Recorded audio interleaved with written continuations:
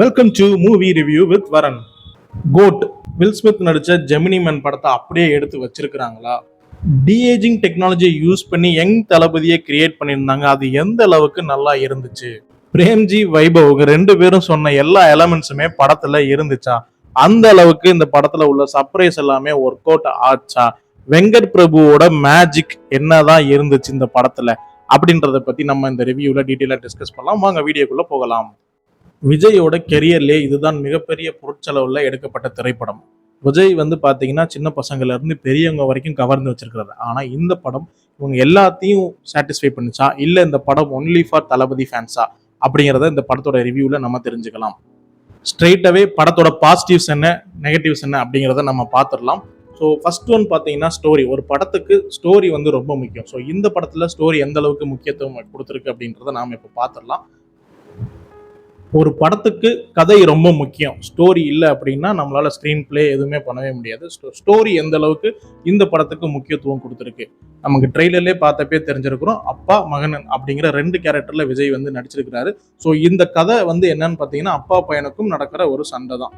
அதாவது தமிழ் சினிமாவில் ஏகப்பட்ட ஹீரோ வந்து சரத்குமார், சத்யராஜ், விஜயகாந்த், கமல், ரஜினி இப்படி ஏகப்பட்ட பேர் இந்த மாதிரி ஒரு கதைக்களத்தில் நடிச்சுட்டாங்க. ஆனால் என்ன வித்தியாசம்னா அப்போ இருந்த ஹீரோலாம் பார்த்தீங்கன்னா எங்கே இருந்தாங்க. ஸோ வயசான ஒரு கெட்டப்பை போட்டுட்டு அப்பாவுக்கும் பையனுக்கும் சண்டை அப்படின்ற மாதிரி ஒரு கதையை வந்து எழுதிடுவாங்க. ஆனால் இந்த கதை வந்து கொஞ்சம் மாறுபட்டு அப்பாவுக்கும் பையனுக்கும் நடக்கிற சண்டையில அப்பா வந்து வயசானவராக இருக்கிறார். ஸோ விஜய் வந்து ஓல்டா இருக்கிறாருன்னா அவர் அந்த மாதிரி ஒரு தோட்டத்தில் அவர் நல்லா யங்கா தான் இருக்கிறாரு. ஆனால் அவரை வந்து ஓல்டாவும் யங்கர் விஜய் வந்து டெக்னாலஜி யூஸ் பண்ணி காமிச்சிருக்கிற மாதிரி ஒரு கதையும் ஒரு மாறுபட்ட வேடங்கள். ஏன்னா அப்ப இருந்த ஹீரோஸ்லாம் வந்து வயசானவங்களா மேக்கப் போட்டாங்க. இப்போ எங்க மேக்கப் போட முடியாது, அதனால டெக்னாலஜியை யூஸ் பண்ணியிருக்கிறாங்க. இதுதான் வந்து இந்த படத்தோட பெரும்பாலான கதையை வந்து எடுத்திருக்கிறாங்க. அப்பாவுக்கும் பையனுக்கும் சண்டை நடக்க போது இதுல வந்து புதுமையான விஷயமா என்ன கதையில யோசிக்கல, டெக்னாலஜியை வச்சு யோசிச்சிருக்கிறாங்க. ரெண்டாவது ஸ்கிரீன் பிளே. ஸோ கதை வந்து நம்ம எப்படி வேணாலும் எழுதியிருக்கலாம். ஆனால் ஸ்க்ரீன் பிளேல வந்து நம்ம வந்து என்ன வந்து எப்படி வந்து அந்த படத்தை வந்து ப்ரெசென்ட் பண்ண போகிறோம் அப்படிங்கிறத விஷயத்துல இந்த படம் அமைஞ்சிருக்கு.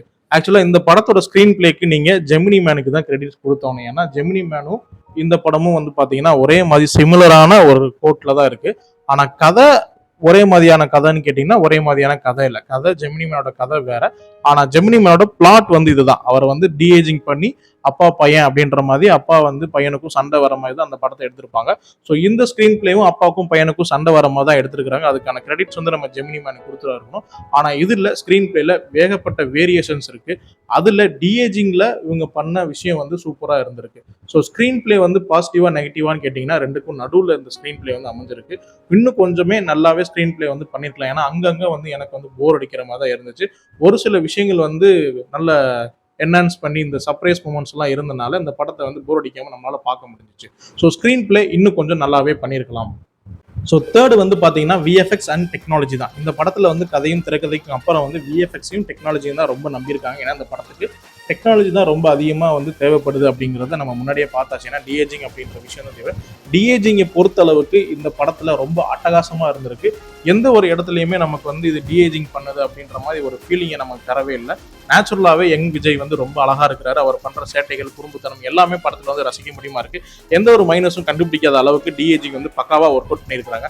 அதுக்கே வந்து வெங்கட் பிரபுக்கும் அவங்க டீமுக்கும் வந்து நம்ம பெரிய சல்யூட் கொடுக்கணும். ஏன்னா இந்த மாதிரி ஒரு விஷயம் வந்து தமிழ் சினிமாவில் ட்ரை பண்ணுறது ரொம்ப புதுமையான விஷயம்.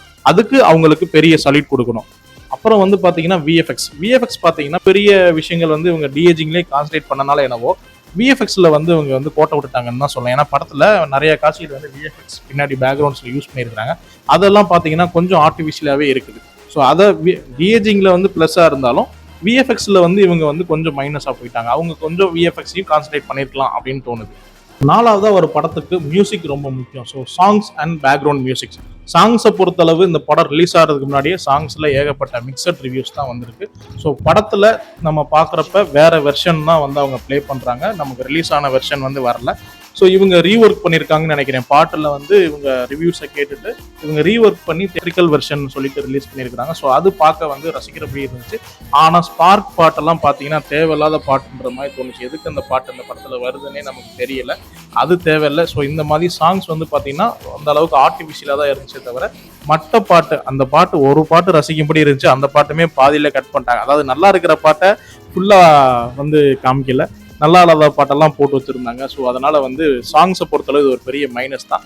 பேக்ரவுண்ட் மியூசிக் ஸ்கோர் அப்படின்னு பார்த்தீங்கன்னா பிஜிஎம் வந்து யுவன் வந்து பில்லா இந்த மாதிரி ஒரு பிஜிஎம்லாம் கொடுத்தவர். விஜய்க்கு வந்து என்ன மாதிரி ஒரு பிஜிஎம் கொடுத்துருக்காருன்னு பார்த்தீங்கன்னா அந்த அளவுக்கு சுமாராக தான் கொடுத்துருக்காரு. எந்த ஒரு இடத்துலையுமே வந்து பிஜிஎம்க்கான வேலைகள் வந்து நிறைய இடத்துல இந்த படத்தில் இருந்துச்சு. ஆனால் எங்கேயுமே வந்து ஒரு பிஜிஎம் அவ பார்த்துட்டு வந்ததுக்கப்புறம் நம்ம மனசில் ஓடிட்டு இருக்கிற மாதிரி எந்த ஒரு பிஜிஎம்மே இல்லை. இந்த தளபதி விஜய் கோட் அப்படின்ற ஒரு பேக்ரவுண்ட் மியூசிக் மட்டும் கொஞ்சம் ஒரு கேட்குற மாதிரி கொஞ்சம் ரசிக்கிற முடியுமா இருந்துச்சே தவிர மற்றபடி வேறு எந்த பிஜிஎம்மே வந்து மனசில் நிற்கிற மாதிரி எந்த பிஜிஎம்மே இல்லை. மியூசிக்கை பொறுத்தளவு இந்த படத்துக்கு ரொம்ப மைனஸ் தான். யுவன் சங்கர் ராஜா நிறையாவே ஒர்க் பண்ணணும், அவர் திருப்பி வந்து நல்ல பாடல்கள் கொடுக்கணும். ஸோ 5வது இது வந்து ஒரு ஆக்ஷன் திரைப்படம் அப்படின்றதுனால சண்டை காட்சிகள் வந்து இந்த படத்துக்கு வந்து ரொம்ப முக்கியமான ஒரு விஷயம். ஸோ இந்த படத்தில் வந்து ஸ்டண்ட் சீக்வன்சஸ்லாம் எப்படி இருக்குது அப்படின்னு கேட்டிங்கன்னா ஒரு மாதிரி இதுவுமே வந்து நியூட்ரலாக தான் நிற்கிதுன்னு தான் சொல்லுவேன். ஏன்னா விஜய் வந்து ஸ்டண்ட் வந்து பயங்கரமாக பெர்ஃபார்ம் பண்ணுற ஒரு ஆர்டிஸ்ட்டு. ஸோ அவர் வந்து பார்த்தீங்கன்னா இப்போது எனக்கு ஒரு எக்ஸாம்பிள் சொல்லணும்னா வேட்டைக்காரன் படம் பார்த்தீங்கன்னா அவரோட ஸ்டண்ட் வந்து பயங்கரமாக இருக்கும். வேட்டைக்காரன், கத்தி, இந்த துப்பாக்கி இந்த மாதிரி படங்களில் வந்து அவரோட ஸ்டண்ட் வந்து ரொம்ப பிரமாதமாக இருக்கும். இந்த படத்தில் வந்து ஸ்டண்ட் பார்த்தீங்கன்னா ஒரு மாதிரி நியூட்ரலாக தான் இருக்குது. அந்த அளவுக்கு வந்து எஃபெக்ட் போடலையா இல்லை கேமரா ஒர்க்கு நல்லா இல்லையா அப்படிங்கிறது தெரில. ஒரு சில சண்டை காட்சிகள் வந்து காட்சிப்படுத்தின விதம் வந்து பிரமாதமாக இருந்துச்சு.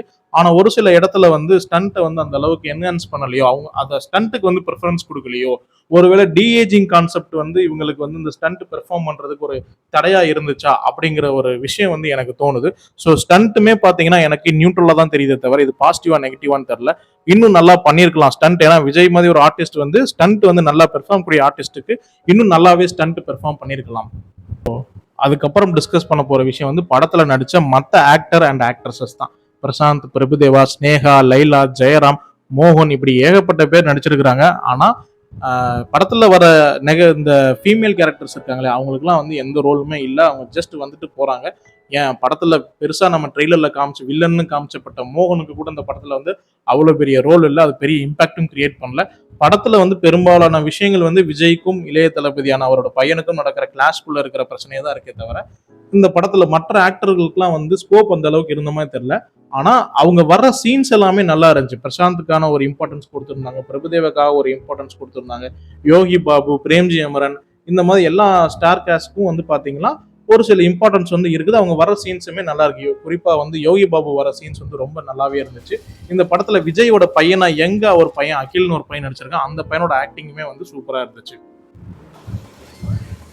இந்த படத்தோட கதை, திரைக்கதை, டெக்னாலஜி, மியூசிக்கு, ஸ்டண்ட்டு, ஆக்டர் ஆக்சஸ் மேல உள்ள நம்பிக்கையை தாண்டி இந்த படத்துல கேமியோக்கு அவ்வளோ பெரிய இம்பார்ட்டன்ஸ் கொடுத்து வச்சிருக்காங்க. வெங்கட் பிரபு வந்து இன்டர்வியூலேயே வந்து சொல்லிட்டாரு இந்த படம் வந்து விஜய்க்கு ஒரு ட்ரிபியூட்டா இருக்க போகுது அப்படின்ற மாதிரி தான் சொன்னாரு. ஸோ அந்த மாதிரி இந்த படத்துல ஏகப்பட்ட கேமியோஸ் இருக்கு, ஏகப்பட்ட சர்ப்ரைசஸ் இருக்கு.